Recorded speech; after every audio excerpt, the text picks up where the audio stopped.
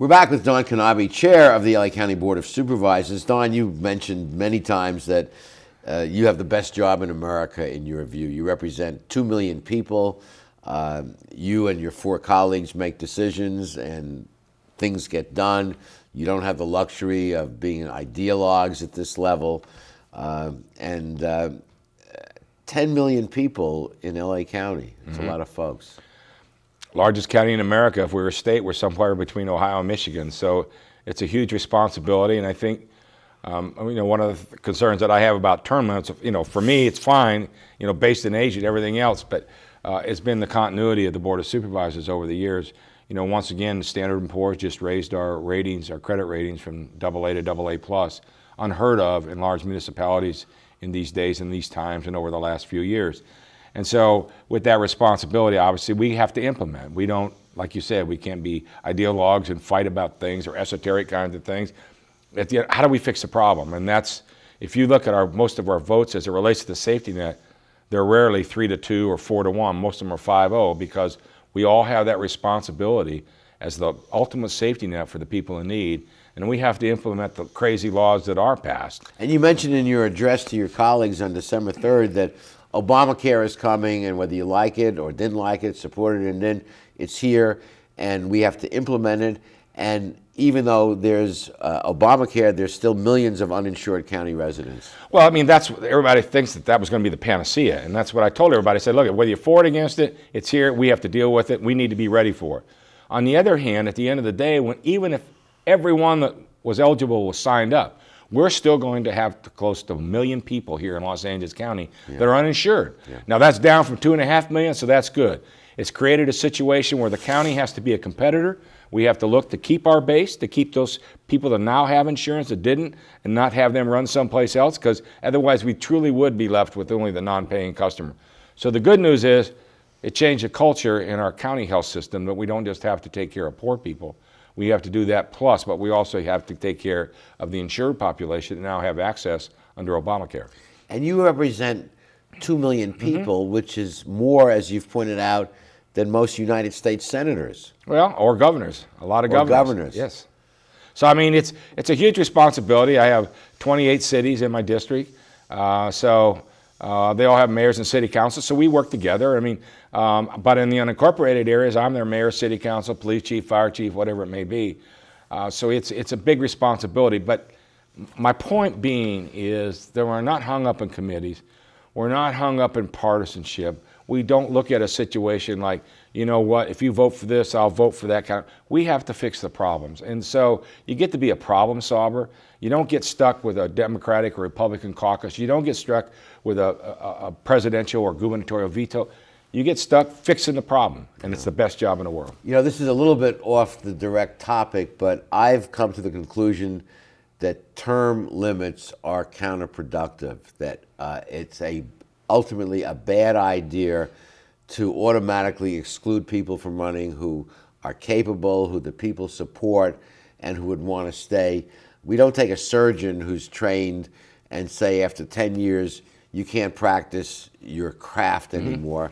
And even though a lot of jokes are made about politicians and everything, there is a learning set.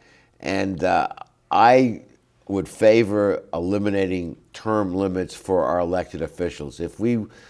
You're 16 years, if you felt like you wanted to run again, and I think you should have that opportunity. I do. I always think that it's up to the voters to decide who they want to represent them. Yeah, they have their own term limits. And if you look at term limits, in most cases, it's been a derivative of attack on one person that they think has been there too long. Not so much another part of the country or so much a part of your state. And so I just felt it's had a dramatic negative impact on the state of California. I think, the legislature continues to deal with issues that we should be dealing with, and there's no vision for education. There's a vision for health care. And so we have this situation, and I just believe that the voters are responsible enough to vote for those that they want or not want. But you put term limits on a ballot, it passes.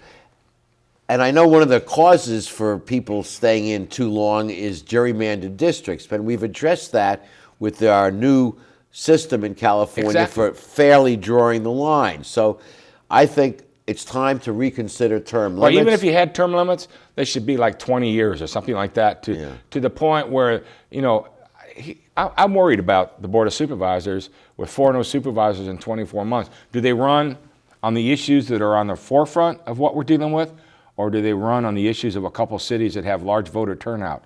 And so there's no focus. And we're having the same problem in Long Beach. We're going to have 4 or 5 new city council people. And one of the arguments for eliminating term limits was best articulated by our mayor, Bob Foster, who said he thinks the people should be allowed to stay there long enough for the consequences of their lousy votes coming home to roost, so they'll have to face the music. Well, if you look at how the progress in Sacramento, the number of bills coming out of both houses has increased, and they increased because somebody's running for re-election or running for the next office, and they never have to face up the accountability of the implementation of their actions. Yeah. And so, from my standpoint, I mean, that's the accountability factor, because it's very easy to cast a vote if you know you're not going to be held responsible for it. Well, it's like the old policeman's prayer, please God, not on my watch. You don't want the problems. But I think people should be still in that office when the problems are caused by bad decisions, such as the pension giveaway several years ago here in our cities and counties, cities come back to roost. Well, yeah, we didn't get caught up in the battle, but the pension issue is the classic example. Because in years past, when there were difficult economic times and you couldn't give a pay raise, they were giving pension increases. Yes. Because, oh, by the way, that's going to be 20, 30 years from now. Well, it's not going to be our problem. 20, 30 years is here today, and that's how the whole pension issue started. The future is now, the future is now. As the great coach George Allen, late. Right. Okay, we'll be back with the rest of our show after these messages.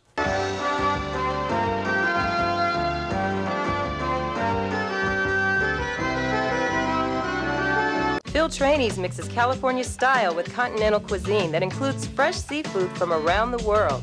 Since Phil is the chef, the menu has a wide variety of pastas, salads, soups, and appetizers that feature his unique personal touch. And the Italian-American signature dishes are simply beyond delicious. You never know who you're going to run into at Trainees, from the famous sports legends on the Wall of Fame to local celebrities having a drink at the bar. For the best fine dining experience, visit Phil Trainees. I want to improve my career opportunities. I want to earn a higher salary at my job. I'd like to finish what I started. The new Bachelor of Arts in Liberal Arts degree completion program at Cal State Long Beach will help you achieve your educational goals while keeping your life in balance. Contact our customer service center at 1-800-963-2250 for more information, or visit us on the web.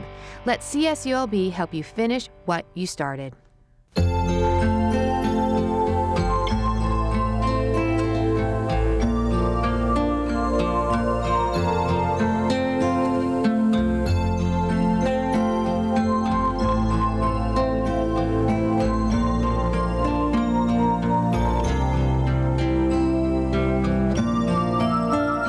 Take care of those who are closest to you, from our family to yours. McCarty's Jewelry, since 1932. When a child is born, it should be the happiest time in one's life. But for some, it's just too difficult to handle. Think before you do the unthinkable. There is an option. Don't abandon your baby.